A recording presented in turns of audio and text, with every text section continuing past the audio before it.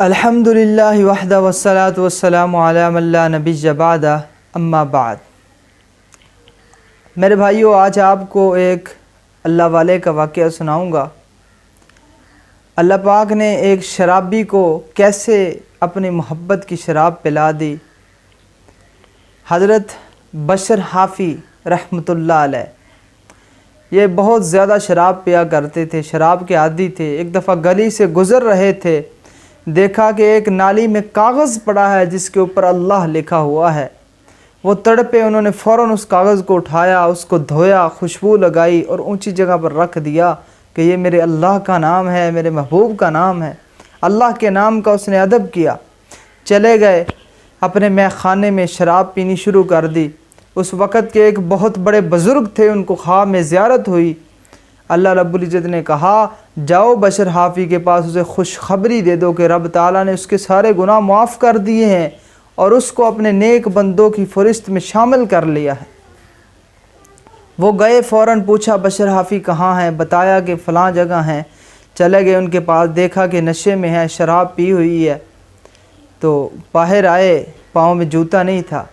تو اللہ والوں نے کہا کہ اس طرح خواب میں مجھے اللہ کی طرف سے الہام ہوا ہے کہ اللہ پاک نے کہا ہے میں نے بشر حافی کو معاف کر دیا، اس کے سارے گناہ معاف کر دیے، اس کو اپنے نیک بندوں میں شامل کر لیا ہے۔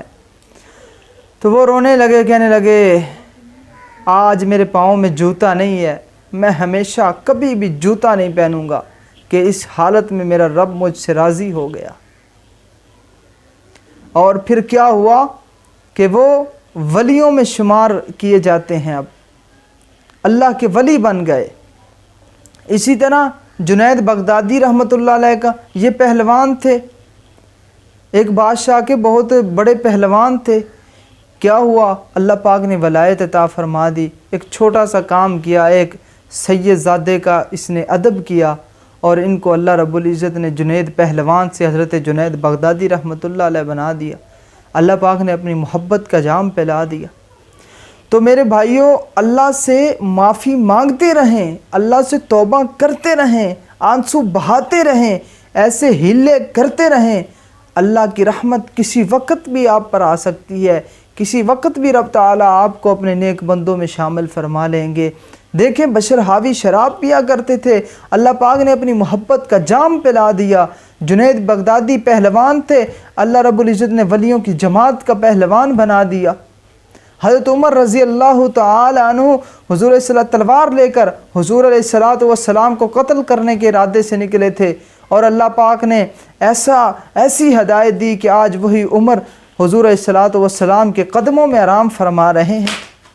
آج کے دور میں دیکھیں، یہ جنید جمشید رحمۃ اللہ علیہ یہ گانے گایا کرتے تھے، سنگر تھے۔ اللہ پاک نے ایسی ہدایت دی، اپنے حبیب کا ثنا خوان بنا دی۔